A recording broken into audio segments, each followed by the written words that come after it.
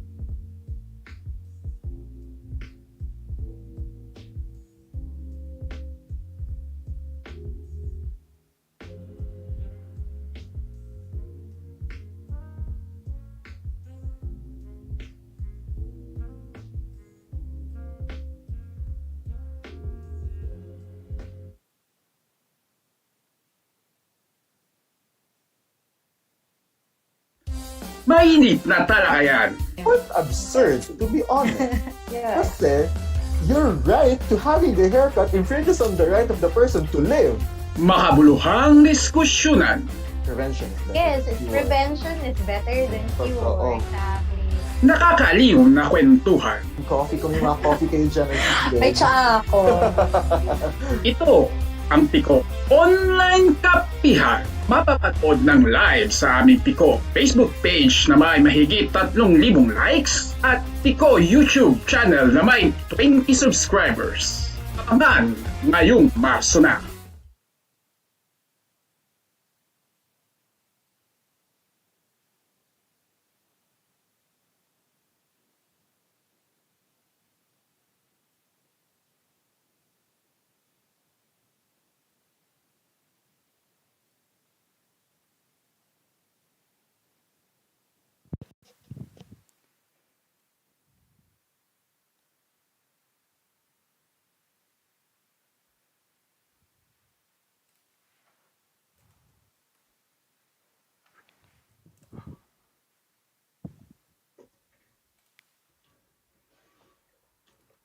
Wala pa sa screen.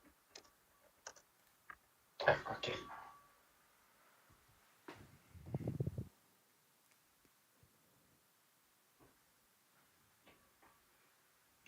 Okay, so good afternoon, everyone. I'm Alfred Alcantara, current PIKO president, and welcome to our first PIKO Online Kapehan this 2021.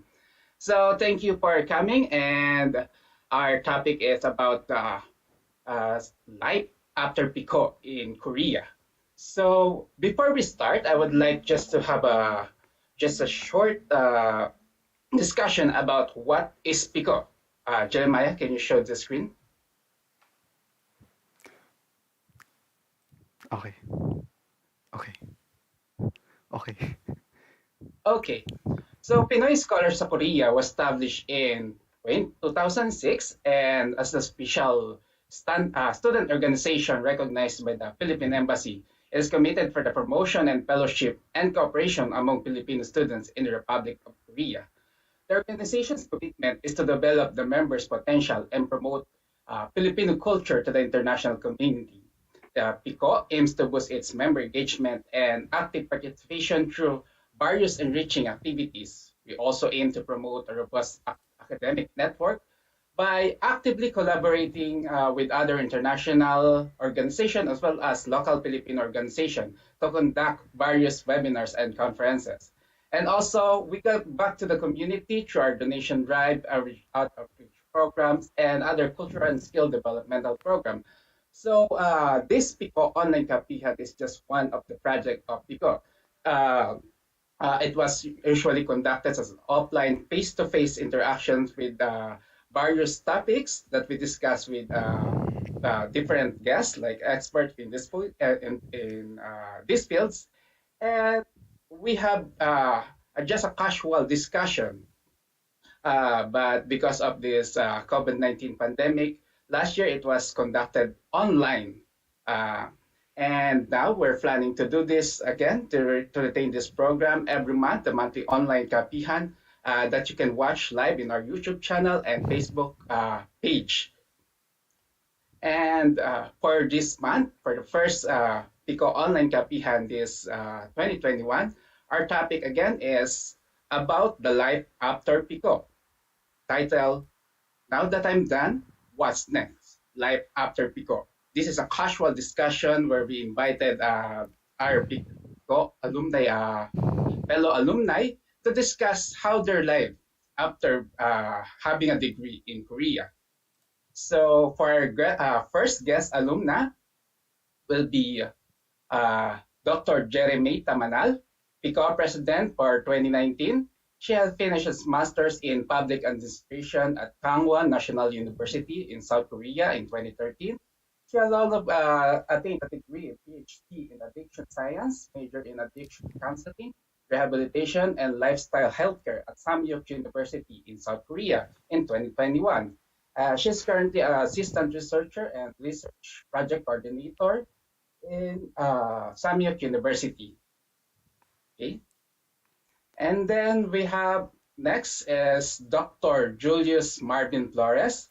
He is the PIKO president for 2016 and 2017. He has finished a joint program in master's and PhD in pavement engineering in Sejong University, Seoul, South Korea. And he's now a research and development manager at Iris Technology in Seoul, South Korea. Okay. And our next guest alumni is Dr. Jubert C. Marquez, PIKO President for 2020 and 2021. He have finished Masters in Biomedical Engineering in 2016 and Doctorate in Medicine at Inje University at Busan, South Korea in 2020. He's now a postdoctoral researcher in Inje University. And also we have Dr. Franz Geronimo, PIKO President 2018-2019. He have finished doctorate in civil and environmental engineering at Konju National University in Cheonan City, South Korea in 2020, and is now a postdoctoral researcher at Konju National University. And we also like to shout out to Dr. Darren Froy Mabunga. He's the PIKO president in 2017, 2018. He wasn't able to join us, but he's also watching us today. Okay, so welcome everyone. And this is PIKO Online Kapehan. Okay, so hello everyone. Hello to our guests. How are you? Hello, good afternoon po. Good afternoon po. Okay, so we have already discussed. Pwede tayo mag-Tagalog Casual discussion lang to. Jubert Okay. microphone. Okay, so... Sorry, thank you. Yeah. Okay, so thank you. Salamat sa pagdalo sa ating unang episode ng Kapehan this year. And just like I said, dito ay isang discussion kung ano yung buhay ng mga alumni, mga nakapagtapos ng degree dito sa Korea. Kasi marami ang nag-a-attempt or marami ang gustong makapag-aral sa Korea. Ngunit ano nga ba ang kaharapin nila at kung ano ba ang mga maaaring kaharapin pagkatapos nila makuha ang degree nila dito sa Korea. So my first question is, why did you choose to study in Korea and what are your expectations?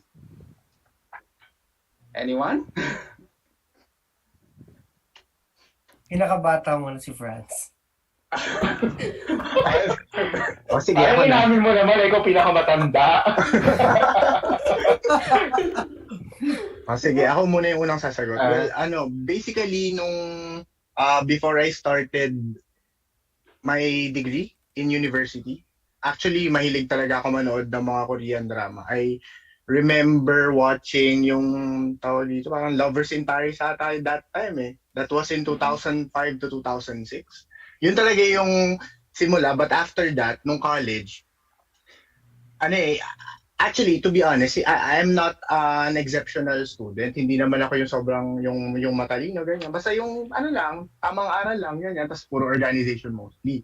And then, nabigyan ng opportunity to avail a scholarship here because meron kaming former alumni ng same university who came from the same university in the Philippines na nakapag-aral dun sa university ko, which is Kongju National University. Expectations, definitely kung titignan natin yung mga Korean drama and everything. Very different talaga yung experience dito. Sa lahat ng aspeto. But with regard to food, tas yung views and everything, syempre yung climate, syempre masaya. Overall, masaya yung experience ko as a graduate student. And yun nga, syempre, parang mas nagkaroon ng color kasi syempre marami kang mamimit na friends, international friends, and yung fellow Filipino mo, tas syempre yung PIKO din. Thank you. Thank you, Dr. Franz. So, Yeah. according to age daw, so alam niyo na. Ako na next. Hindi na ako magtuturo. Ako na yung next. Wow! Sige, doon tayo sa next, si Julius. Ako na Si youngest daw. Sige, ako na. Yung sa akin naman actually, after ko graduate talaga ng college, gusto ko na mag-graduate school. However, nag-apply ako sa different universities, Singapore, America. For the Singapore, hindi ako natanggap for scholarship. Sa Amerika naman, ang daming requirements. So parang tinatamad ako magbasa nung that time. Lalo na magtitik ka pa ng English exam, ng TOEFL, ganyan. So nung may akong orgmate sa college na nandito na sa Korea, sabi niya may opening daw dito for doctoral. Pero that time, hindi naman kasi doctoral yung gusto ko, master's lang. Kasi sabi ko, anhin ko ba tong doctoral degree? Parang ang haba na masyado. Pero parang sabi ko, eto na yung opportunity para mag-grad school. So hindi ko talaga pinili Korea. Parang sabi ko, eto, nagkaroon lang ng opening sa Korea. So ginab ko na siya. So since madali yung process dito, since may kakilala na ako, so yun nga, mas okay sa akin, mas comfortable para sa akin. So, kinuha ko, tapos yun, eventually natanggap. And ngayon naman, hindi ko naman pinagsisisihan yung pagkuha ng doctoral degree. Kahit sobrang tagal talaga niya. Pero combine naman yung kinuha ko, so kaya mukha lang siyang matagal kasi combine siya. Anyway, yung sa expectation naman, wala din ako expectation kasi hindi talaga ako nanonood ng Korean drama. So, hindi ko alam kung anong nangyayari dito sa Korea. Ang alam ko lang that time, may gulo between North and South. Yun lang talaga. Wala akong alam sa culture. So, rinis ko lang lahat. Pumunta lang ako dito. And then yun, mukhang okay naman siya hanggang nakatapos naman eventually. Yun yung sa akin para dun sa grad school. Thank you, Dr. Julius. Magkakahiyaan pa sila. Sige na, Jerry, ikaw na. Mas mukha ka naman bata sa akin. Okay, sige ako na nga. Okay, sa case ko naman, I was really great influenced by my sister kasi yung sister ko nag-aaral na siya dito sa Korea by the time that I graduated my bachelor's degree. And then she was studying at Kangwon National University, and that time there was also a scholarship opportunity as mentioned by Dr. Julius and also Dr. Franz. So there's also a scholarship opportunity in that university. And so since the process is just easy, my sister was already there and she did all the processing.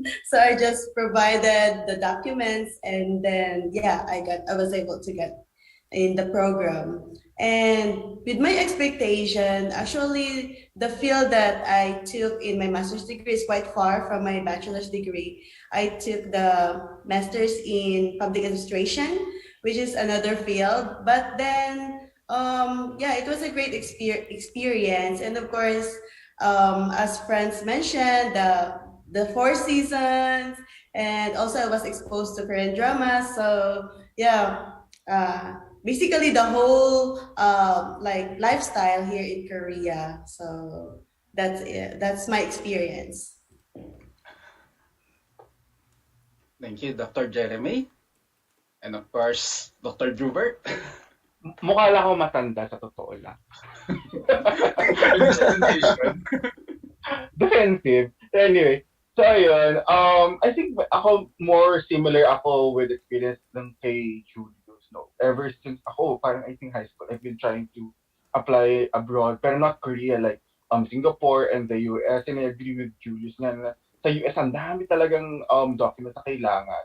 And parang mas mahaba pa yung application process.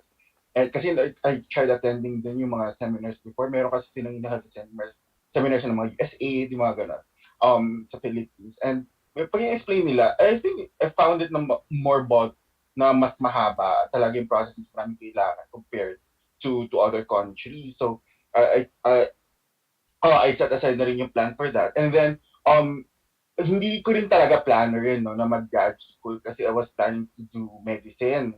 Pero during my senior year, actually late junior year, senior year, I had a change of heart. So parang nawala ako ng gana or nawalan ako ng drive to pursue medicine. So I've asked around, especially mga faculty ng department namin. There was one professor before, and she was also actually here in Korea before, si Prof. Parungao, si Prof. Parungao Balolo. And she was actually one of the professors na nag-suggest sa amin na why don't you try na mag-apply to another country, specifically here sa Korea. Kasi meron silang nakuha before na parang contact with a former professor, my former professor rather, dito sa Korea, na who was looking, no, for research assistants and graduate students to doon sa kanilang lab before, which is my previous laboratory. And since like ako lang yung isa doon sa very few na students na hindi nag-decide to pursue medicine, so I tried applying, and actually the process was relatively smooth, and even my former professor was very accommodating. He even flew to the Philippines to interview me and my other friends, and everything after that it went smoothly. So I think it's like ang na-hassle lang ako is with red tape ng ng UP kasi talaga napaka-hassle humingi ng documents sa university na but other than that it was smooth sailing.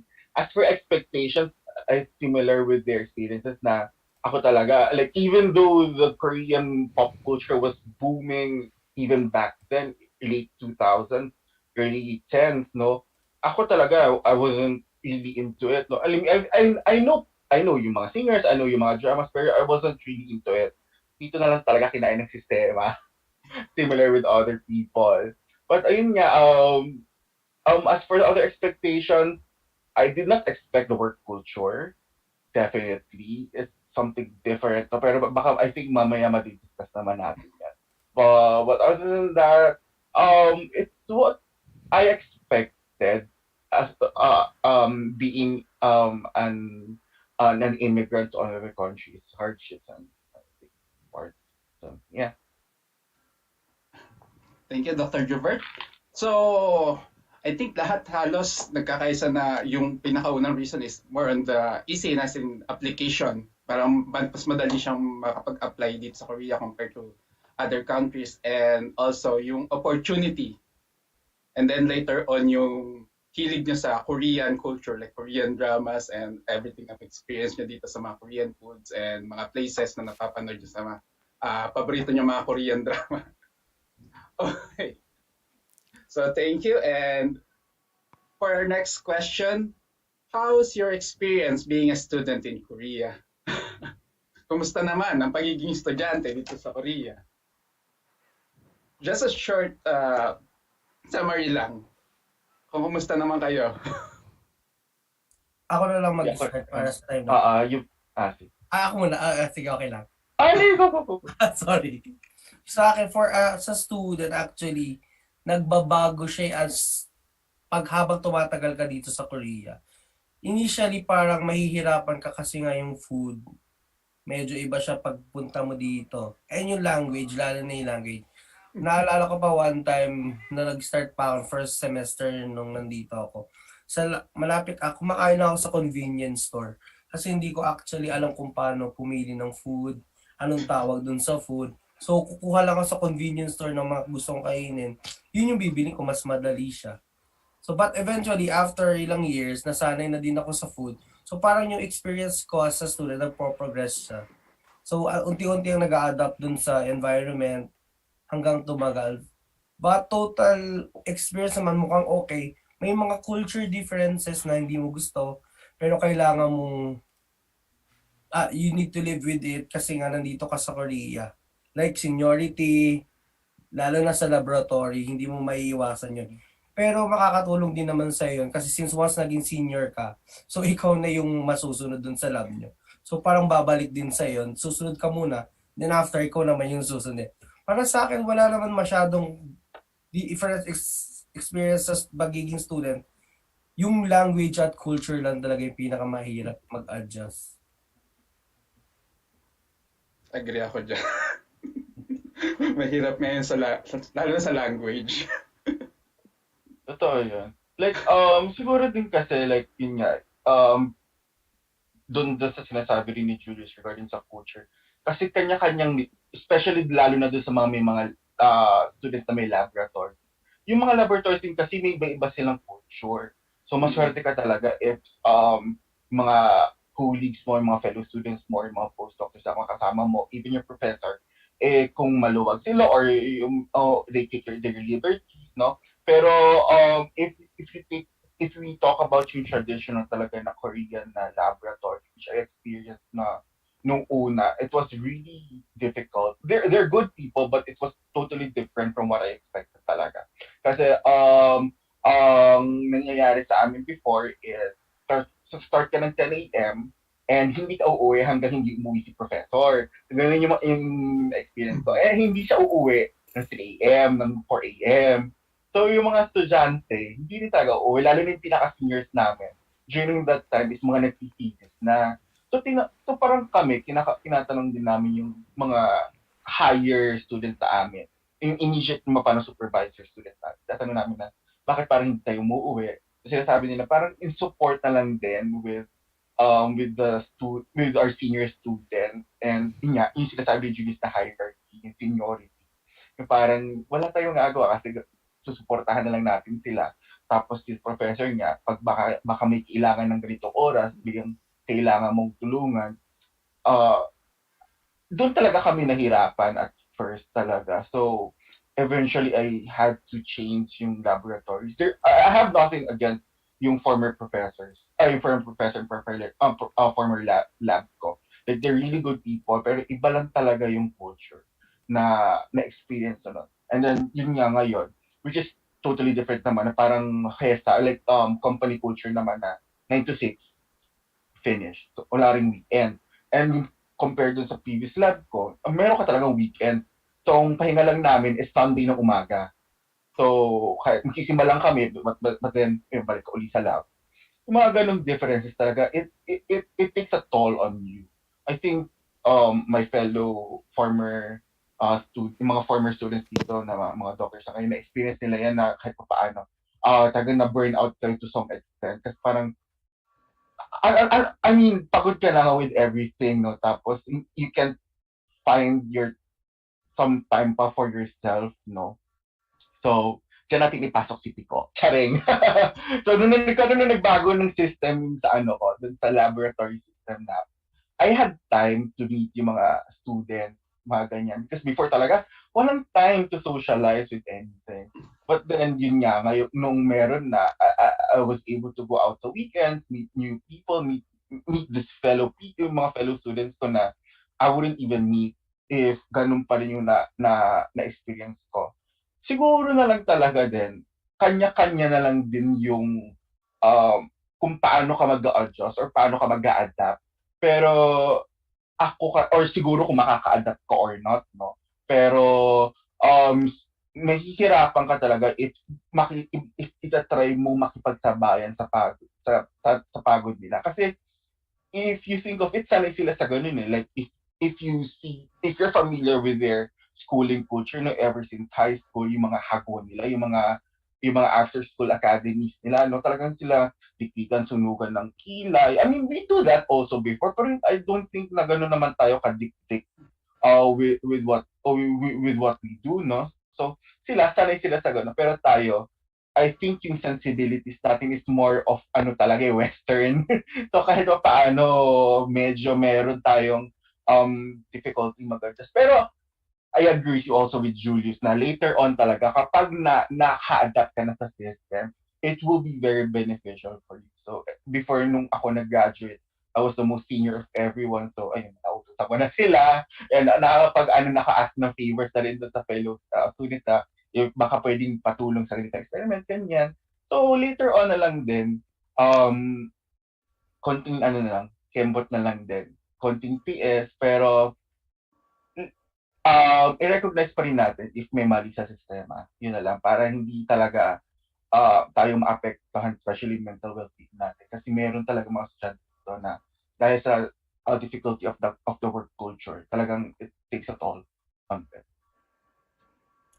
Mag-a-add lang ako, okay lang. Mm-mm. Regarding dun sa work culture, I'm not sure kung bakit nga sila nag-stay sa laboratory ng madaling araw. Ba? Pero pag ino-observe ko naman sila, yung output nila, same naman sa output Diba? na. Yun Totoo. talaga yung pinagtataka ko. Hindi ko alam kung ba't kailangan nila mag-stay overnight, pero kung magagawa mo naman ng umaga yun. True. So yun lang yung comment ko nung naging head na ako nung laba. Na-realize ko, ano itong ginagawa nila? Parang wala naman silang ginagawa. Parang nagpapakitang tao lang tong mga tong nandito. Yun lang Diba yung parang, tawag doon, parang desk warming na lang ang nangyayari. wala namang output na nangyayari. Parang basta nandun sila. Oo, exactly. Yun sa akin, I think. Tayo, I mean, not to be, pero tayo as Filipinos, we tend to work smartly kasi. Yun nga, hindi nila mag-gets, I think. Oo. Ay, bihira ko makita yan. I'm thankful ako din doon sa isa kong coworker na Korean. Ganun siya kasi she's a mother, so she was able to manage everything on time. Doon ko talaga rin natutunan maging smart with her. So I agree talaga with Julius. I mean, sa umpisa, akakalain mo na, bakit sila nagtawa, no? Kala mo ang sipag nila, pero wala lang, nanonood lang sila ng minsan. Hindi ko nga din naiintindihan. I mean, at least, yung mga hindi ko in-expect din before. Nakala mo talaga, focus sila with study. Okay, thank you, Dr. Jubert and Dr. Julius. And we need to have a break, or a short break, before we turn on to the next section. So next question will be things that after your graduation or pagkatapos nyo maka-graduate dito sa Korea, and kung na-meet nyo ba yung expectations nyo na mga binanggit nyo kanina. So, sa mga audience, sa mga nanonood na YouTube and Facebook live, huwag po kayong malis. While in a short break, meron po kami mga short videos from PIKO alumni, yung mga shinare po ng mga alumni about themselves and their lives after graduation. So, see you in a moment. Mabuhay! I'm Eileen, a PhD in Medical Science graduate from Yonsei University Wonju College of Medicine. I'm currently working as a postdoctoral researcher in the same university. So, what was next for me after I was done? In all honesty, it was all uncertainty, stress, and pressure. I cannot tell you that life will be better as soon as you graduate. To some, it may be true, but to some, it takes time. So I guess that's my encouragement to us, to you. We have our own pace and some takes time. We have different struggles, opportunities, and privileges, and that's okay, that's life. Life can be hard sometimes or always, but remember that you're a strong person. And for me, there's always someone who is willing to help. PIKO is there to help us, to help you and I. So, and gaya nga ng sinabi ko dati, keep fighting. Fighting till the end.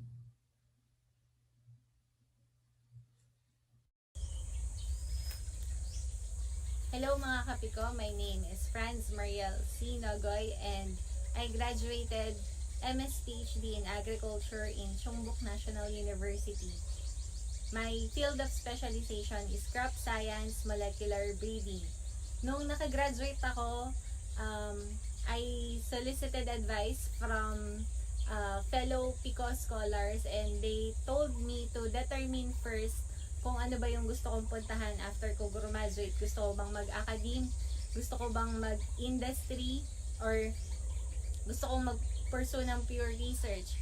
So, I chose to go to the academe field wherein I will be able to teach and I will be able to do research at the same time. So, it's a challenge kasi after PhD, okay na, kung gusto pa nating mag-ipon muna, go for postdoc. Postdoc muna tayo, 3 to 4 years, I guess, para makaipon, para maka-establish. But then again, it's important, kung gusto natin magkaroon ng stable job, we have to look for a permanent position. Pag may permanent position na tayo, then we can still go to postdoc still. So, that's my plan. I'm serving now as a faculty member in CLSU and I'm also leading the Department of Crop Science and the Hybrid Rice Techno Unit of PhilScat. So yun, as I do my work here, I am also planning to pursue postdoc for the years to come. Then go back here again and serve. Thank you. 안녕하세요, 여러분. I'm George Soriano. You can call me Gino. I graduated from Busan National University in 2016. Currently, I am a Foreign Service Officer here at the Department of Foreign Affairs. Kami ni RJ Banta, we were appointed this year, 2021, and we'll be taking our cadetship this May. Hopefully, we'll be full-fledged diplomats, maybe in 3 years' time. But now we're at the home office. So I graduated from PNU with a degree in MS Civil Engineering. So medyo malayo, no? So after Korea, you can change careers. Although engineering pa rin yung work ko ngayon. But yeah, I'm taking up law as well. So feel free to change careers, go for further studies after Korea. Yun lang. Thank you.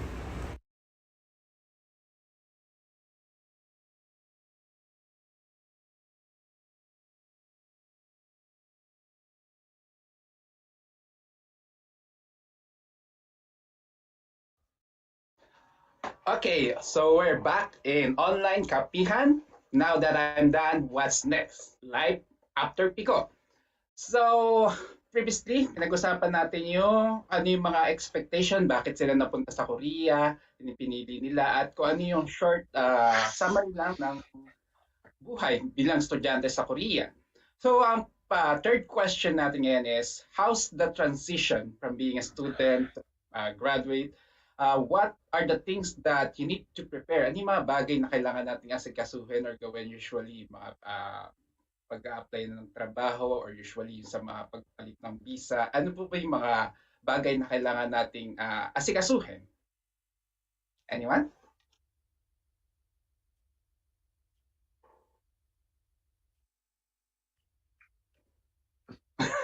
Franz, ikaw na, Franz. Time? Ako ba ulit? Ikaw muna. Okay. O, sige. Actually, ang tanong is expectations and ano yung steps, no? Yung transition.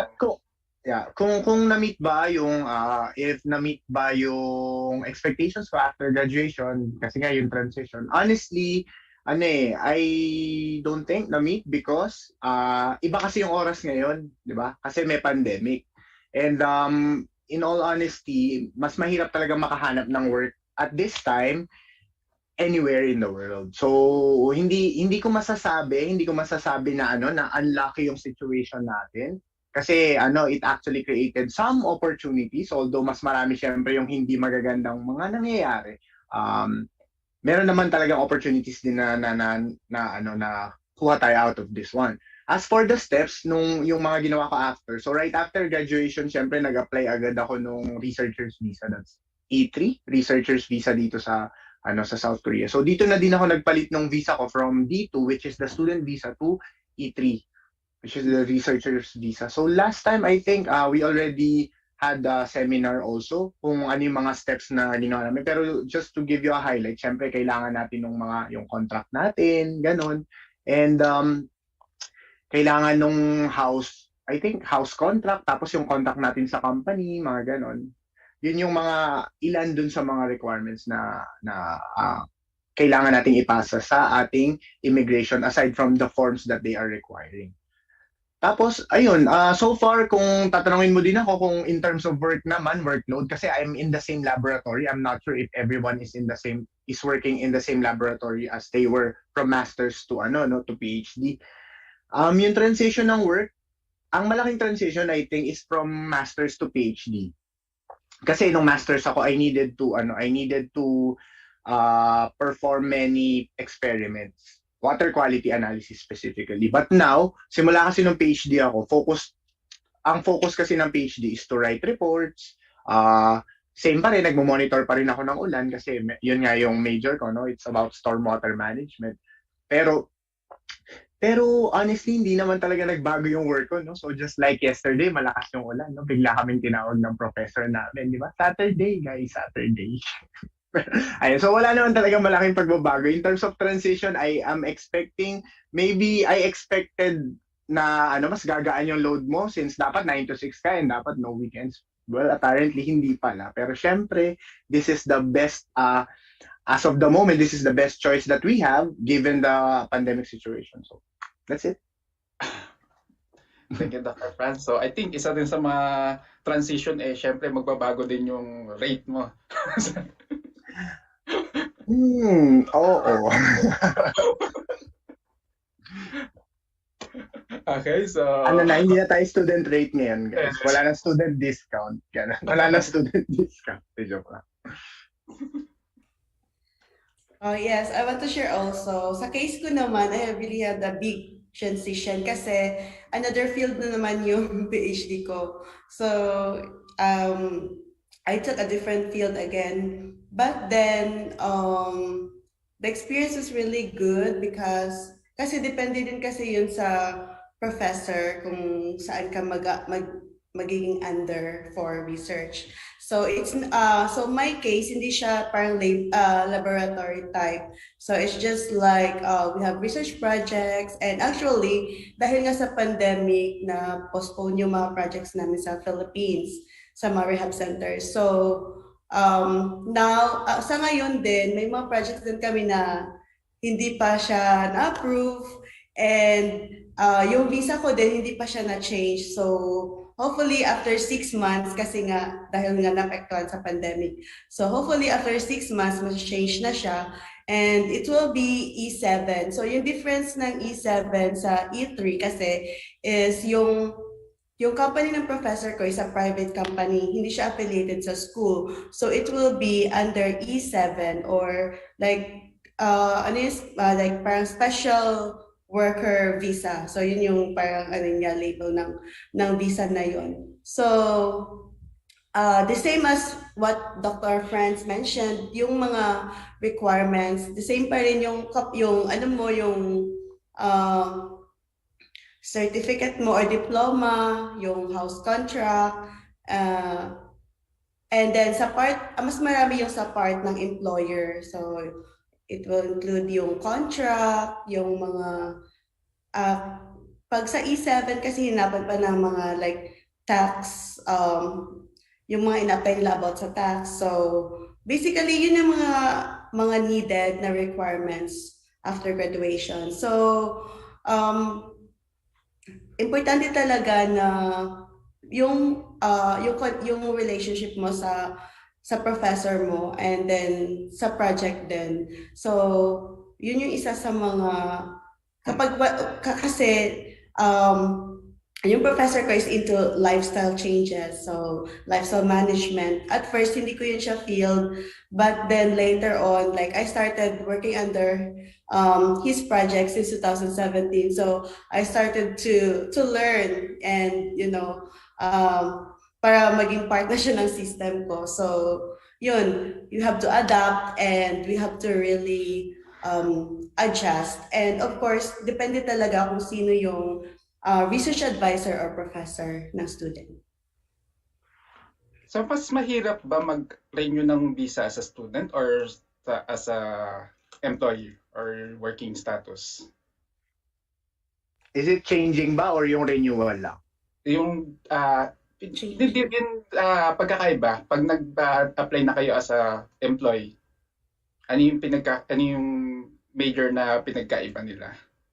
Mas mahirap ba sila ngayon compare sa as a student? Kasi once a student ka, syempre yung documents mo actually originally ipapasa mo siya sa di ba, Korean embassy muna sa Philippines. So yun yung sa akin ganun yung nangyari. Tas madali na lang yung process dito sa South Korea. Kasi basically na lang parang inuulit mo na lang yung process na napagdaanan mo na. As for doon naman sa tawag dito, transition or changing ng visa ko, visa from D2 to E3, hindi naman siya ganun kahirap as long as, kasi meron namang guidelines dun sa High Korea eh. So as long as kompleto yung documents mo, wala naman sila sa akin extra na hiningi. Although, parang may tinanong sila sa akin kasi ang start ng contract ko yata was supposedly September 1, tapos parang September 3 ata na ipasa yung naipasa yung application ko para mag-change ng status. So parang nanghingi lang sila ng explanation letter bakit daw ako hindi nakapagpasa. Late, syempre yung contract ko kasi is magagaling pa sa university, parang dadaan sa professor ko, tapos dun sa industry academe cooperation office namin, tapos nun ipapasa dun sa main campus. Sabi ko, yun na lang yung sinabi. Pero other than that, para sa akin hindi naman ganun ka-tedious yung process. For as long as kompleto mo yung document. Yung sa akin lang, hindi ko sure kung pareha sa iba, pero as a student, nagre-require ata ang immigration ng parang proof of, parang support. Yun yung pinakamahirap na part as a student eh.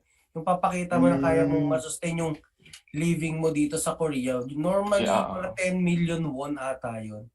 I think bagong yan eh, no? Like recent, lang siya, recent policy change. Parang kasi yung naririnig ko before, recently, sa mga students na yun. Like for master, 7 million, pag 10 million.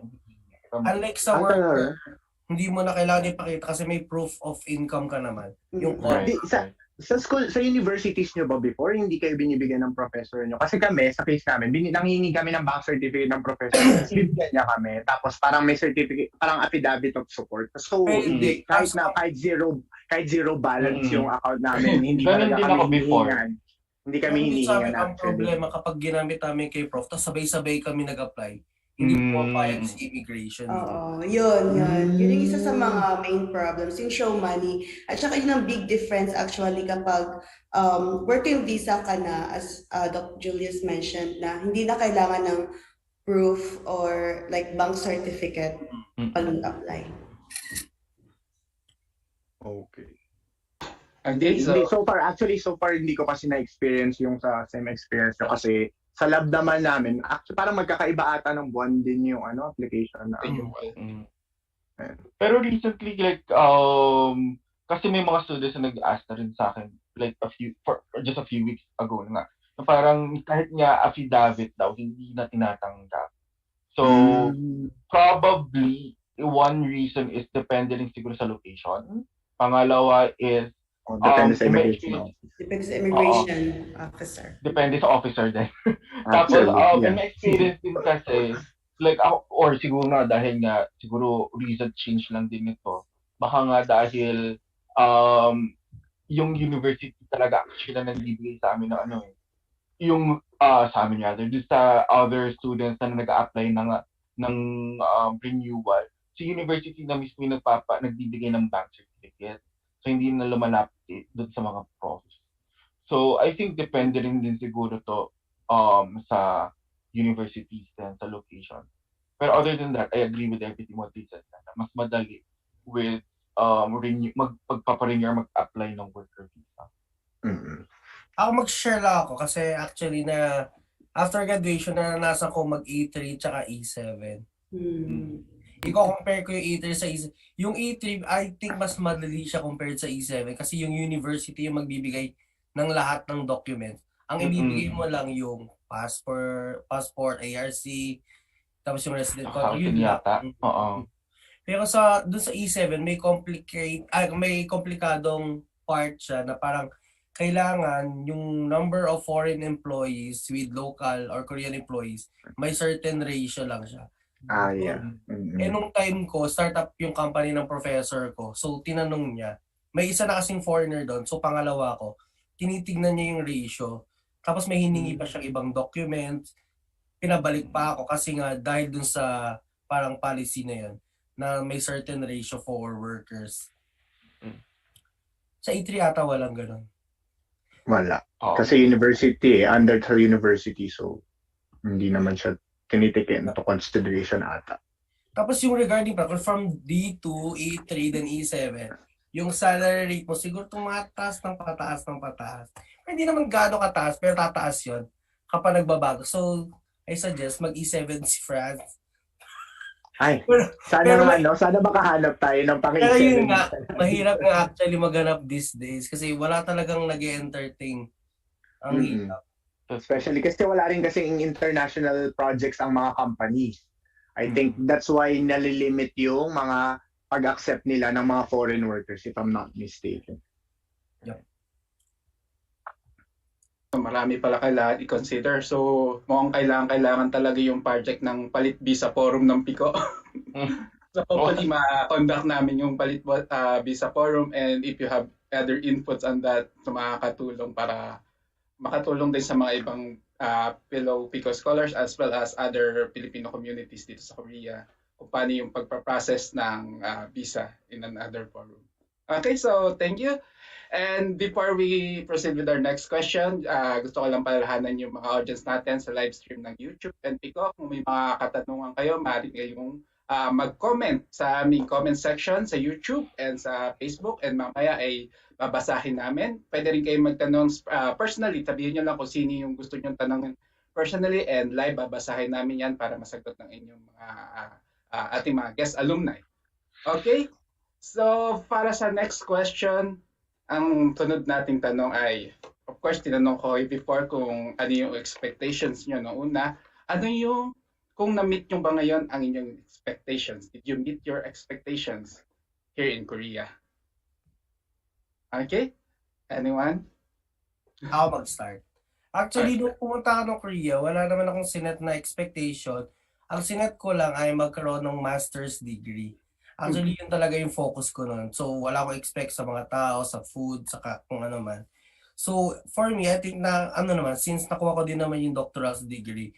Pero once na nag-step in ka sa Korea, nag-expect ka ng iba. Siyempre, nandito ka na, so kailangan mong i-look forward yung ibang things. So, for me, naging okay naman yung mga experience ko regarding sa expectations. For the job experience, I think okay din naman siya. Pero after kasi parang after mo graduate, may hahanapin ka pang iba. So parang after mo makuha yung expectation mo, one time, magkakaroon ka ng panibago expectation dahil may bago na namang journey after graduation. So parang yung expectation mo, mamimit mo dito sa Korea, pero magkakaroon ka na naman ng bago. So up to you na yun, I think, kung paano mo kukunin lahat ng expectation mo or kung saan papunta yung expectations mo. Kasi ikaw talaga magsiset doon. And ikaw lang din makapagsabi kung makukuha mo yun. Kasi ikaw nag-set, so dapat ikaw yung gumawa ng way para makuha yun. For me, yun lang, na parang yung expectation mo, once na makuha mo yung isa, magkakaroon pa ng ibang expectations. So parang magiging, parang ilulook forward mo siya ulit after graduation or after master's, ganyan. After doctorate degree, yun yung para sa akin. Pero nung nag-start po kayo dito sa Korea ng yung study, in-expect niyo rin po ba na dito na kayo magtatrabaho? Or pinalak niyo magpunta ng ibang bansa or bumalik ng Pilipinas? Yun nga, actually, wala akong sinet na expectation for sa sarili ko. So, until now, nandito pa din ako. And I think magiging forever na ako dito dahil yung professor natin, hindi naman maiiwasan na pag aalis ka, may ibibigay sa yung bagong offer, ganyan. So, parang, actually, basta, kung sa tingin nyo na mag-stay kayo sa Korea, gusto nyo, then magpano kayo sa professor nyo. Pero kung ayaw nyo kung gusto nyo lumipat ng ibang bansa, then kailangan yung iset na parang tama na prof, kailangan ko nang umalis. Kasi hanggat hindi nyo sineset kay professor, ikikip kayo nun, lalo na pinapakinabangan kayo niya. So, basta kayo lang mag-weigh actually kung gusto nyo magstay or hindi. Pwede naman kayo lumipat ng ibang bansa, pero i-clear nyo lang sa professor nyo talaga yung plans nyo since papayag naman siguro siya na i-let go kayo.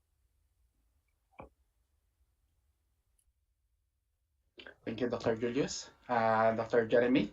Yes, the same with Dr. Jules. Wala din naman akong expectation after graduation. Yung parang, like, as I have mentioned, I had different fields, like my master's different from my PhD.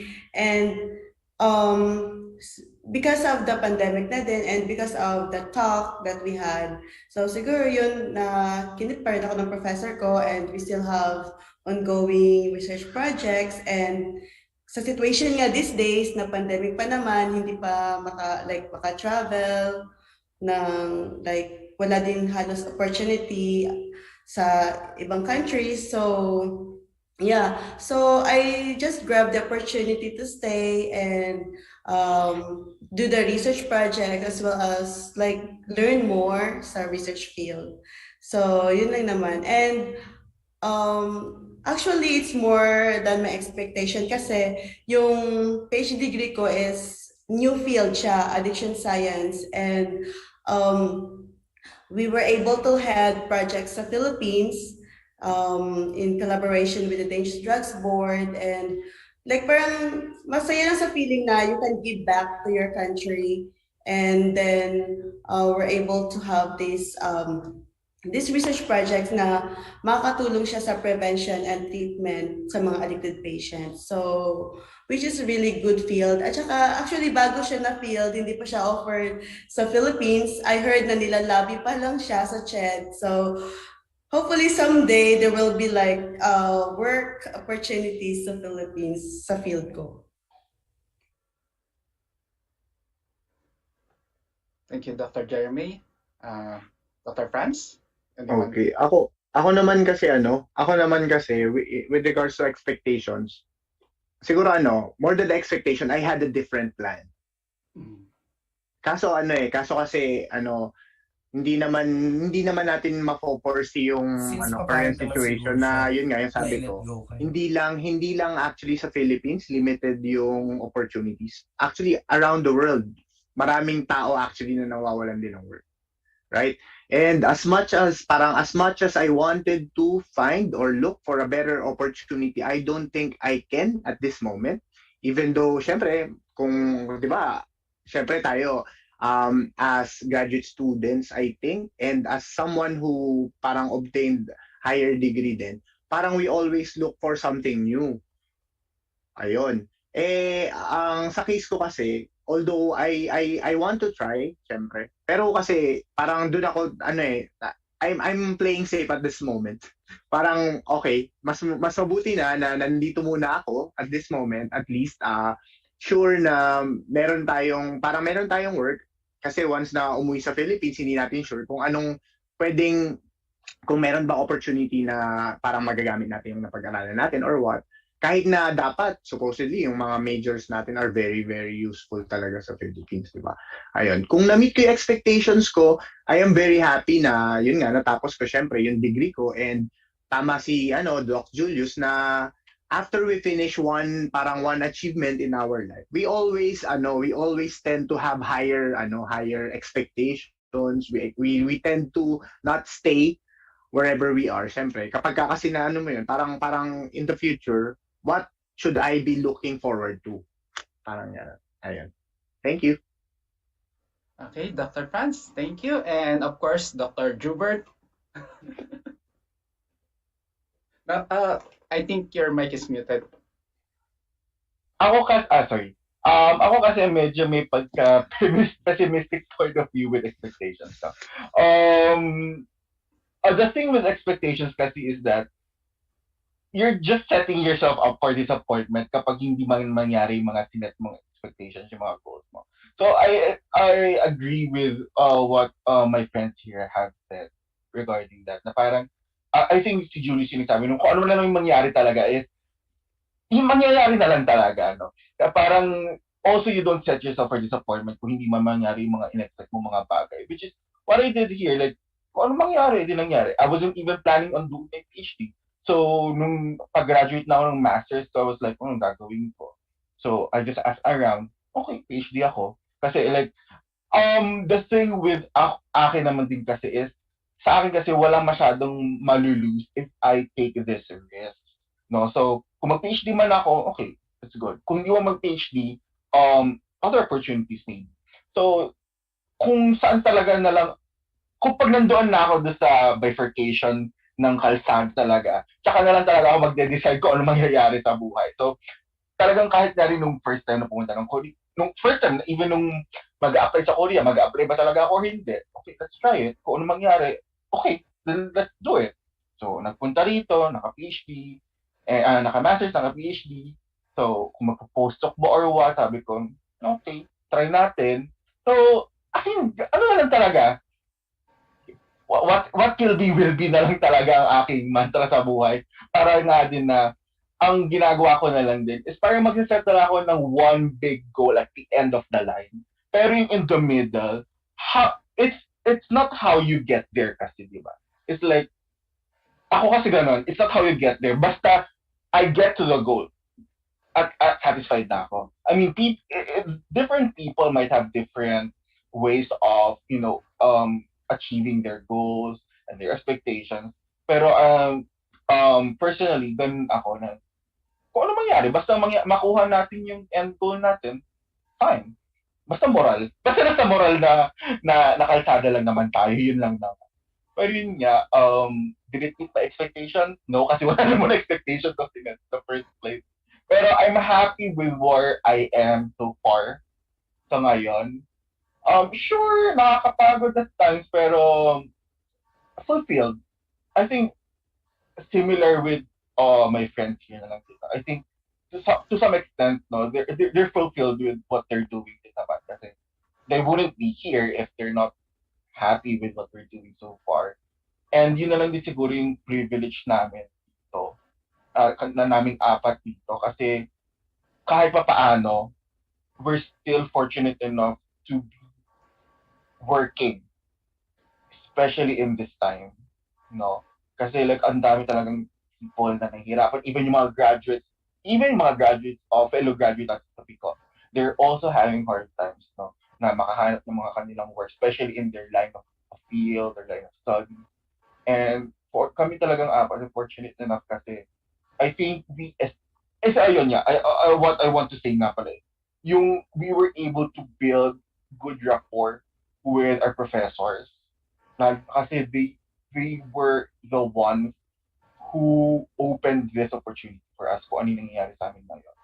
Kaya, if you're thinking of staying in Korea for a long time, it's good na you establish that good relationship with your professors. So kung ano man mangyari with them, at least, you're in good terms with them. Yun na lang talaga. Kung aalis naman kayo, I agree with what Julius and Frank said. So, kung aalis naman kayo, siguro dahan-dahanin lang natin ang usap sa kanila. Pero it wouldn't hurt if you're going to next time. Nakakainis pa rin sila to some extent. Minsan. Ganun. Pero, syempre, ganun talaga. Human nature, di ba? Pero, yeah. So parang kumbaga kahit may plano ka, meron pa rin mga tawag ito, mga opportunities na dumarating. So, titimbangin mo pa rin. That's true. Within the range. That's true. Siguro yun nga din, like yung sinasabi nyo nga, sa gitna ng, in the middle of that path, para ma-achieve nyo yung main goal nyo, maraming mga blocks dyan, maraming mga alternate paths na mag-open dyan. Siguro nasa tao na lang dyan, like, how you will adjust that. No? Kaya para sa akin, I don't set any expectations para na lang talaga wag tayong ma-disappoint later on with life. Okay, thank you, Dr. Jubert. And of course, before our last question, ito yung isa yun sa mga mahalagang katanungan kasi nga maraming mga Pilipino ang nagnanais makapag-aral dito sa Korea. So ano nga ba meron sa Korea? Ano yung advantage? What is the advantage of having a degree here in Korea? So, anyone who wants to answer, ano yung palagay niyong pinagkaiba na nakuha na dito kayo nakapagtapos sa Korea? Ano yung mga opportunities or whatever advantages? Dr. Jubert. Ako na start. Ako kasi ang mindset ko, or at least how I see things, a degree is a degree. Kahit kahit saan ka graduate, Pilipinas man yan or abroad, any degree that you got from the Philippines or you got here, they're equivalent in nature. It doesn't diminish the fact na ay sa Philippines ako nag-graduate, ay sa Korea ako nag-graduate, ay sa US ako nag-graduate. I don't know. Nasa it's a social construct. For me, it's a social construct talaga na those that graduate from, Western universities, yeah, sure, they're more reputable, they're more established, but it doesn't mean anything kung you're just gonna rely on the name of the institution where you graduated from. It's what you do with what you learned. It's what you do with what you studied, diba? So, for me, it's good if graduate ka from Korea, good for you. If graduate ka from the Philippines, good.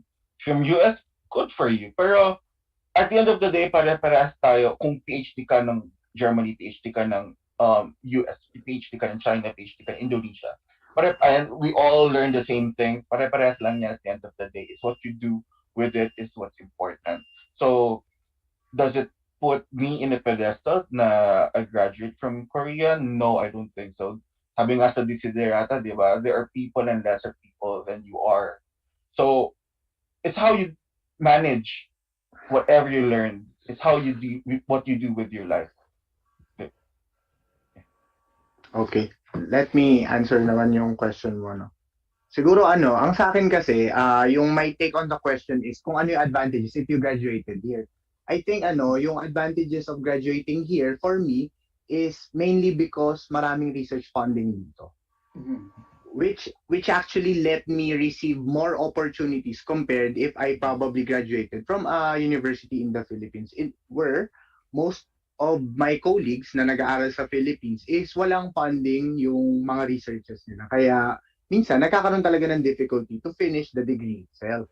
Kasi the reason why we can actually finish the degree in probably the PhD in 4 years or the master's degree in 2 years or may it be 5 years, 6 years or so, is mainly because we have the projects of our professors, no? Yung mga projects ng professors natin which are actually supporting us dun sa natin, sa ating pagko-conduct ng research. And one more thing, probably had I parang had I chosen to attend graduate school in the Philippines, I wouldn't have been able to present my researches in different conferences. Kasi to be honest, the reason why I was able to do all of those is mainly because my professor and the projects that he has are always supporting me wherever I go. Ayun. Pero with regards to degree, I agree with Jubert. I agree with Jubert that it's equal wherever you finish it, as long as you finish it. Kasi the thing is, for me the main problem is finishing it just because of the research fundings or research topics, which is actually readily available here in South Korea. Having South Korea as one of the best researches, parang South Korea right now is one of the countries who has best research facilities around the world. So ayun.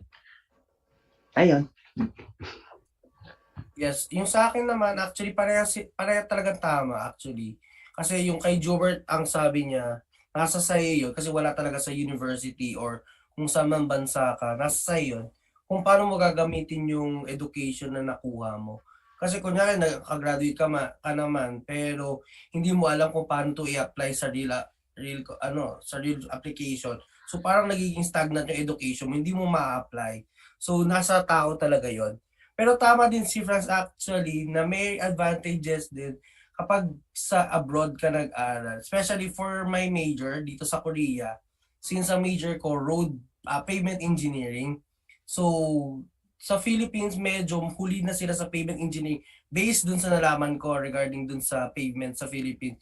So yung mga technology na meron si South Korea, ang maganda dun, maa-apply ko pagbalik ko sa Philippines.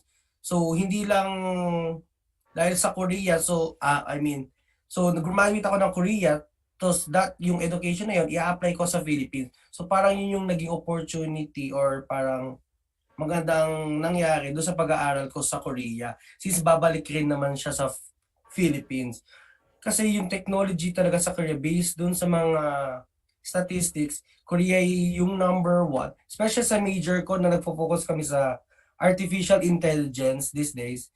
South Korea ang top country na nag-apply ng artificial intelligence sa government, education, health system, infrastructure, transportation. So magandang bagay din na nakapag-aral ako dun sa laboratory namin.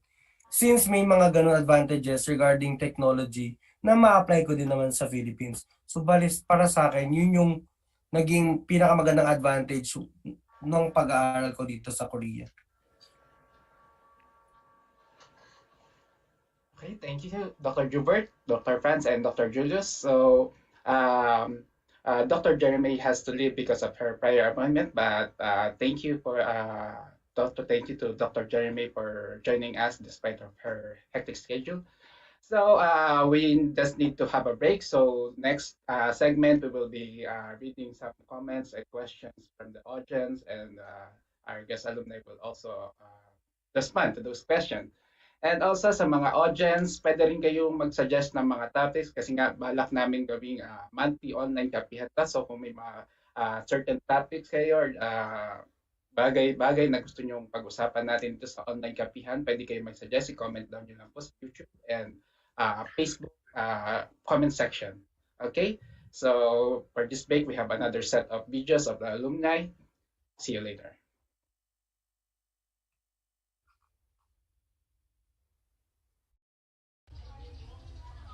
Hello mga ka-PIKO, I am Mike Padilla from Yonsei. Una, congrats for having been accepted sa scholarship sa Korea. Siguro meron mang tip na bibigay ko sa inyo. Isa lang, just enjoy your journey. Like your stay there for 8 months, 9 months, 10 months or so. Just enjoy the journey. Maraming pwedeng mangyari, maraming pwedeng explore. But just find that balance between studies and exploring Korea. And enjoy your global family. Na even matapos kayo dyan sa Korea, alam nyo na somewhere out there and around the world, meron kayong pamiyang pwedeng puntahan anytime. So enjoy and good luck sa inyo. Kung kinaya namin, I'm sure kayang-kaya nyo rin.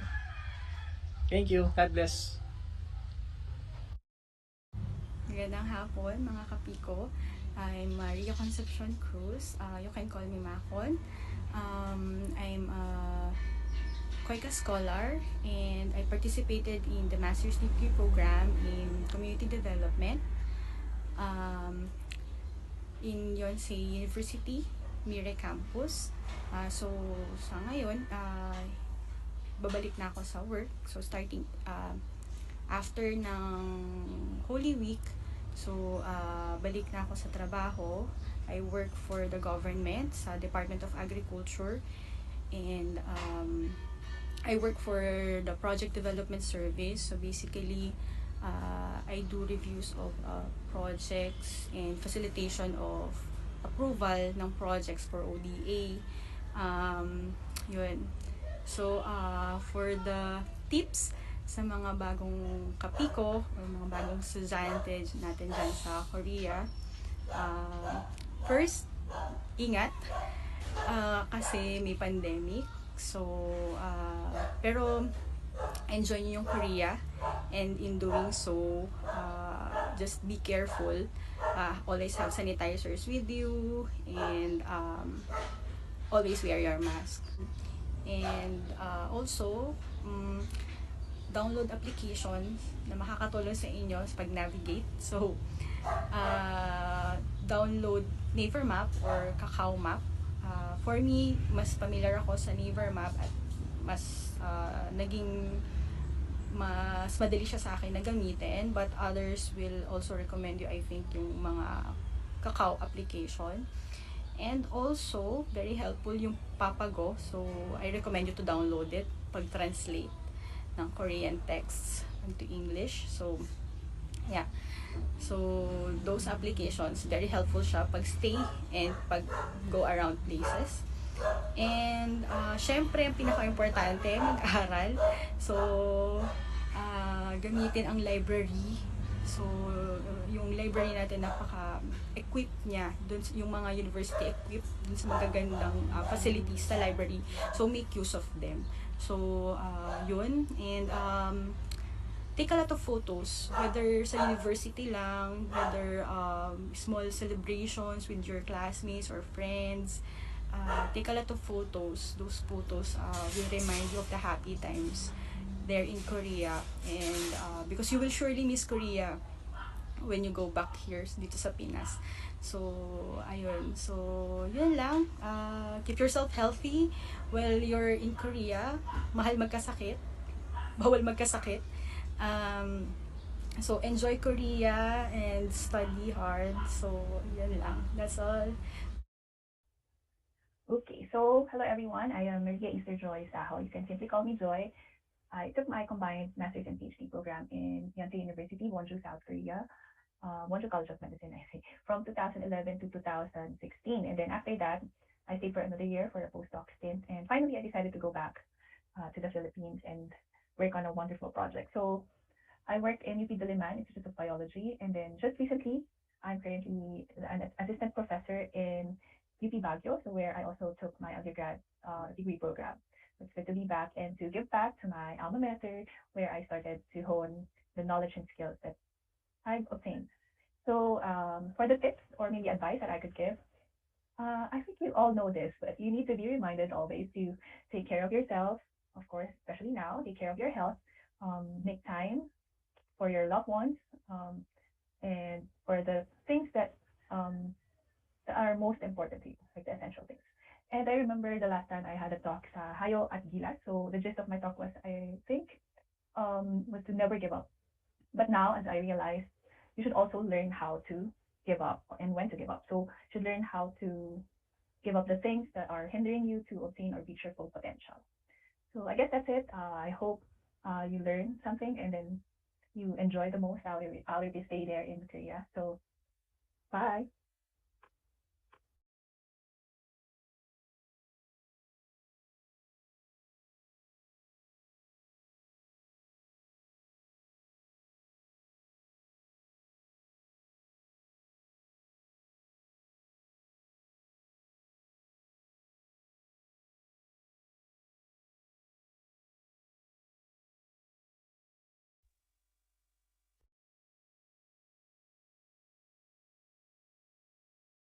Okay. So yeah, welcome back again for PIKO Online Kapehan, and welcome back, Dr. Jerre Mae. Thank you for joining us again. Okay, so here's the portion where we'll just read some comments and questions from the audience. So I think wala na masyadong mga tanong. So may mga pahabol pa. Meron dito from Mr. Ryan A. Ramirez. This question is, I just want to ask our panelists if who chose their dissertation topic and if they are satisfied with it. So, yun. Mukhang interesting question. Napapangiti si Dr. Jubert. Mukhang gusto niya sagutin agad. Aliwan? Sige, umpisahan ko na. Actually, well, ganun naman talaga, si Prof ang pumili. Pero ang story ako dyan is, supposedly yung dissertation ko for my PhD was my master's thesis. Pero there have been problems with yung sa vector. Basta long story kasi I will go into the technicals kasi it's more of science, baka medyo mahirap maintindihan, pero may problema with some of the vectors that we use, kaya it took me like almost 8 months of troubleshooting yung master's thesis ko, kaya ako na-delay din with my master's. So eventually I had to switch to another thesis topic for my master's. Pero kasi I still find yung topic ko very interesting, so I just asked my professor if I could just do it for my PhD dissertation. And fortunately enough, nagkaroon ako ng bagong postdoc who I was working with during my PhD student nung time ko as a PhD student, and we were able to troubleshoot it in just 1 month, no? Kaya from there smooth sailing siya. Pero yun, si professor pa rin ang pumili na thesis topic. I think gano'n naman talaga, no? I mean, sa Korea at least, I think. Pero sinubukan mo mag-suggest ng topic or other things na gusto nyo gawin? Yung sa akin kasi, masters hindi eh. Nung masters yes. Yung prof ko kasi kailangan parang inline dun sa ang tawag dito, inline sa research project. Pero nung dissertation, although inline din dun sa research project, parang ako eventually ako din yung nag-decide ng topic ko. Meron lang siyang mga sinasuggest na parts na kailangan kasi natin na resulto sa research project. So if you can, please search for this one. Pero other than that, I think nung dissertation topic ko, specifically dissertation, ako yung nag-decide kasi in-approve naman ng professor. For me naman, actually yung sa akin pabago-bago kasi yung topic na binibigay ni Prof. For example, nagbigay siya ng topic, tapos natapos mo, sasabihin niya, ay, iba na lang gawin mo pala. So may bagong project na naman, tapos yun na naman yung papagawa niya. Ay, sige, iba na lang, wag na lang yan. Until one time sa amin, may dumating na isang device na gusto niyong ipaaral sa akin. So eventually, yun yung naging final topic ko. Pero yung topic na yun, masyado siyang bago sa amin. So sabi niya sa akin naman, problem naman doon, sige, gagraduate ka this year, sabi niya, with this topic. However, parang may nakita na naman siyang bagong interesting topic. So sabi niya, what if next semester ka na lang graduate? So parang ganun yung nangyayari sa amin. Siya yung nagde-decide talaga ng lahat. Pero pag natapos mo siya, iniiba niya agad. So walang clear na date talaga na, or walang fixed na topic sa ibibigay sa'yo. So pag may maiisip siya, gano'n. Pero these days, ang nangyayari, since parang naubusan na siya ng topic, so ako na lang yung pinag-iisip niya ng topic for the students. So parang ang hirap masyado. Kasi ang hirap talaga mag-isip ng topic lalo na pag walang research project. Kasi kung kahit anong gusto mong experiment ang gawin mo, kung wala kang funding, uunahin nilang gawin yung experiment na may funding.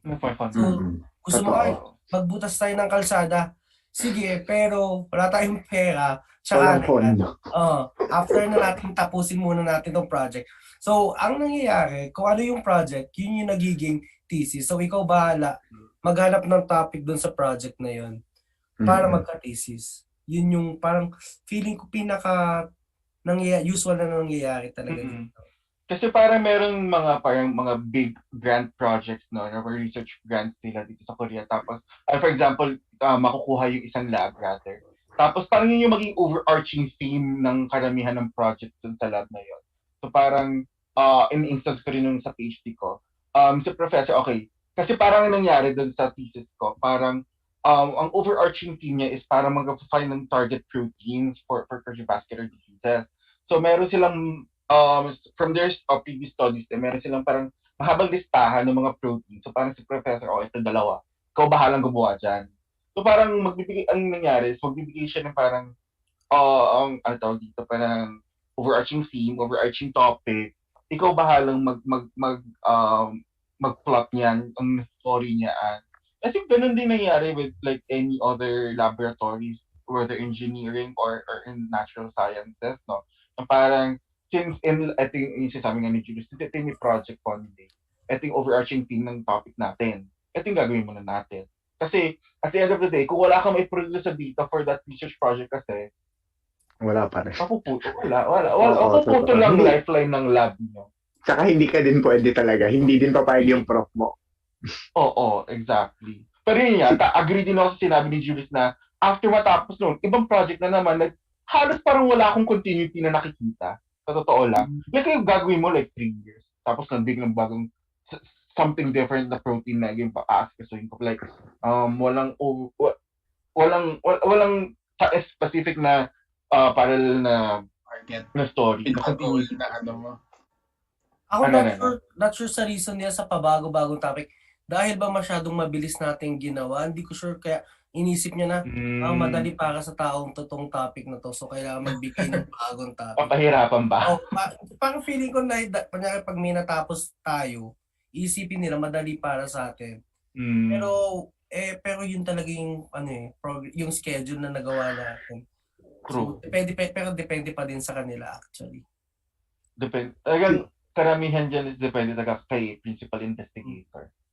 Siguro yung sa akin kasi, kaya din siguro in-approve ng professor ko kasi syempre, nung few years ago, meron kaming parang project in partnership with the university in France. Tapos parang yun na yung, syempre parang ako, yun na yung lagi kong ginagawa na research. Tapos yun na din yung mga data na nag-gather ko.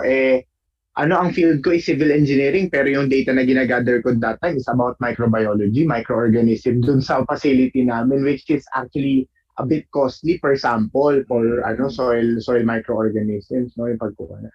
So I think that's probably the reason why he actually allowed yung topic na gusto ko, kasi nga parang naisip niya, syempre yun na yung inaaral ko before, plus yun naman yung may funding and may data na ako na na-collect. So ako na yung bahala kung paano ko na lang lalaroin yung data na meron ako. Kasi wala naman, meron ba ako nadagdag na data site? Parang nagdagdag lang ako ng one set of data. Nag-collect lang kami ng parang one season, and then okay na yun. Yun na yung isang part ng dissertation ko, and the rest kasi yung mga previous researches ko din. At saka parang ang rule kasi ng professor ko is, kunwari, throughout your stay as a PhD student, you have to publish a certain number of SCI journal, and then kung ano yung mga napapublish mo doon, yung mga previous seniors ko, ang ginagawa nila is parang ginagawa nilang chop suey. Kasi medyo interconnected. In all honesty, kasi interconnected naman kasi yung mga papers na gagawin mo. Syempre, kapag ipapublish mo, pwedeng galing yung gawin mo, tapos pwede din naman gumawa ka ng bagong topic. Sa case ko, ang ginawa ko is, sinapsuy ko yung ilang part, tapos yung ilang part is bago. So, parang ang ginawa ko is ipinresent ko kung ano na yun na peer-reviewed sa mga peer-reviewed articles. Tapos, apart from that, gumawa ako ng bago para meron ako something na parang maipapublish ko pa in the future. Ganun yung ginawa. Pumayag yung prof. Saka tatanungin ka kasi niya bago ka nagpa-propose ako sa kanya. Hindi kasi kami, unlike sa ibang university, yung parang meron kang presentation, topic presentation and all. Hindi ko alam kung sa amin lang pero wala sa university namin. Hindi kami nagganon. So, yung professor ko lang, sa kanya ka lang magsasabi ng topic na gusto. Tapos, oo, kapag hindi. So yun, ganun lang ginawa ko. So sabi ko, ganito yung gusto kong topic. Tapos ang una niyang tatanong, nakailang publication ka na, nakailang paper ka na. And then after that, kapag enough na para sa kanya yung papers na na-publish mo, okay ka na, good to go ka na. So malaya ka nakagawa ng other research or experiment na as long as it's in line with your major topic or major... Yung project pa din. yung kalayaan mo ay may limitation. Yung kalayaan mo Okay, is drop up range to ka the muna dapat dito. up Inline to pa the rin dito point sa na yung grant yes. na nakuha nyo. Oo, syempre kasi hindi naman pwedeng gagastusin mo yung lab funding nyo ng hindi justifiable. Especially dun sa kapag hindi inline dun sa topic na ginagawa. Ayan. Okay, any additional comment? Wala na. So, I think wala nang ibang mga tanong dito sa comment section. So, I think that's it. So, yan. Again, thank you sa inyong pagdalo sa online kapihan. I will just ask additional last message sa bawat isa sa inyo bago tayo magtapos. So, we'll ask everyone. So, who wants to go first? Kuya Julius. Sige, ano ba to? Message dyan sa mga gustong pumunta ng Korea. Oo, parang message ba? Actually, sa lahat ng seminar na pinupunta ko, lagi ko lang sinasabi na do not limit yourself. So, do not limit yourself talaga. If you want to pursue graduate school, then pursue. Kasi dun mo lang malalaman kung kung ito ba yung nakap sa'yo. Once na hindi mo siya ginawa, hindi mo malalaman kung tama ba yung desisyon na ginawa mo. So once na gusto mo talaga mag-graduate school or fix ka na, then try graduate school. And mababago niya talaga yung perception mo as a student and as a researcher. Not only na mag-research ka sa Philippines or sa abroad, pero as a person, madedevelop mo yung sarili mo. Since sa graduate school, magiging more specific yung knowledge mo about something and makaka-explore ka ng other fields na hindi, for example, me, civil engineering, before I'm not interested sa pavement. But now, sa pavement engineering, madami din para tayong pwedeng pag-aralan sa pavement. So, bale yun, again, do not limit yourself.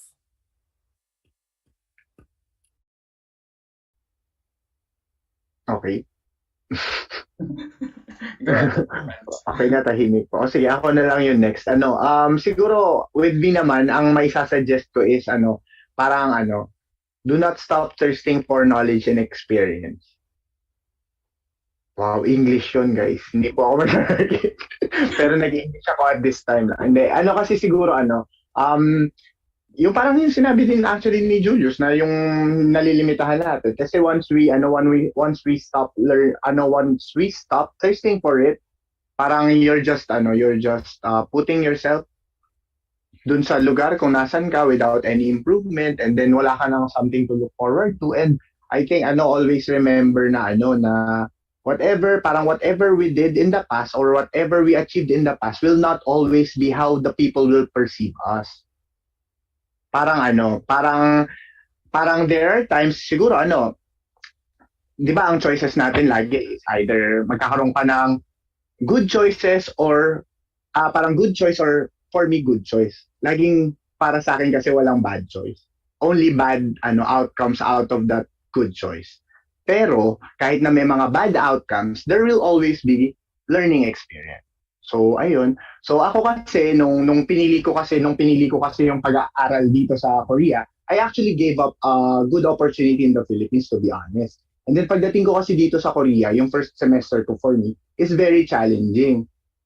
Pero regardless of that, 'di ba sabi ko nga only bad outcomes. If after giving up that opportunity in the Philippines, that good opportunity in the Philippines, and then gumive up din ako dun sa opportunity na tinake ko dito sa Korea, what will happen? Siyempre, only bad outcome will happen. So what I did is, even though I had bad experiences with the good choice that I made, I still see to it na meron pa rin good yung outcome.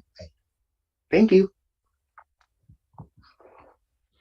Ako naman, for me siguro, like, if people, or if yung mga students, they decide to pursue grad school or grad studies anywhere, kahit even sa Korea or others,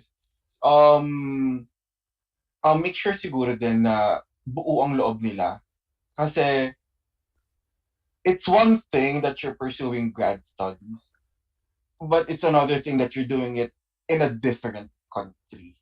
Kasi, yung mga bagay, like for example, yung support system mo, you don't have that kasing tatag if you do it in the Philippines, like yung family mo, especially mga friends mo, although you make friends naman here, yung pinaka-reliable na group of people na you always look to will be difficult. May mga times talaga na talagang you'll ask yourself na ano bang ginagawa ko sa buhay ko. That meron talagang point talaga na i-ask mo yan. And yung immediate family mo, they're not always there to ask for help, for support, lalo na kung you're doing it abroad. So make sure na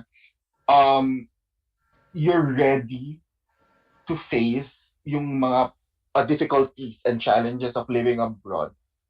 It might look na it's all peaches and blossoms kapag nag-aaral sa ibang bansa kasi mga pictures lang yung nakikita mo di ba? But you don't see everything.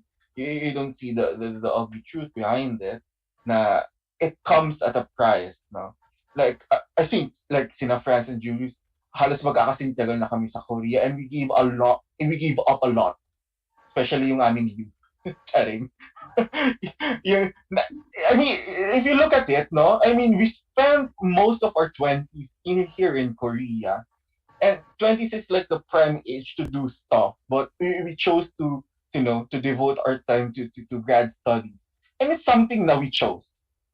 Na, like I said, if you do grad studies, it's your choice, no?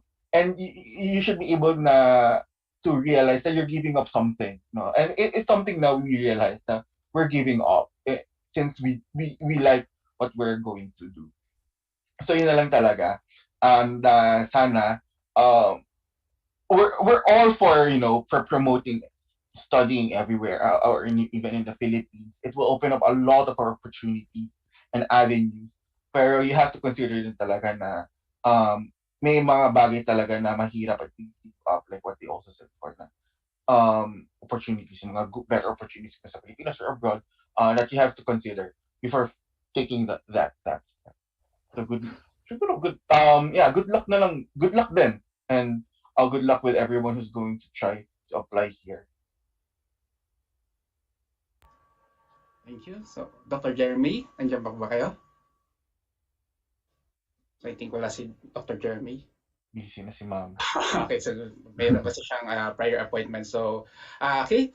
So, I think thank you everyone, Dr. Julius, Dr. Jubert, Dr. Franz, and Dr. Jerre Mae for joining us today. And it's talagang malaking tulong ito, especially sa mga nagdanais makapag-aral dito sa Korea, sa mga bagong dating dito sa Korea at mga kasalukuyan nag-aaral sa Korea. At of course, doon nga sa mga bagong graduate na hindi pa nila alam kung ano yung direction na gusto nilang tahakin. So, lahat ng mga napag-usapan natin dito is talagang malaking may tutulong sa kanila. And I hope sa mga PIKO alumni na magkaroon pa tayo ng more activities together na talagang may share niyo yung mga, lalo na kayo na may mga karanasan na dito sa Korea, not just in your studies but living in Korea and working in Korea. So thank you, and sa mga audience natin, maraming salamat sa mga nanonood sa PIKO YouTube live stream and PIKO Facebook live stream. Thank you for watching, and if you have any more questions, comments, type them nyo lang po sa comment section ng PIKO and PIKO Facebook and YouTube. And if you want other topics na next time na natin pag-uusapan, lagay lang po kayo, i-comment down nyo lang po. At pwede rin kayo mag-suggest kung sino gusto nyong guest namin kakausapin sa susunod na PIKO Online Kapehan. Okay? So, thank you everyone and see you next month. Bye-bye.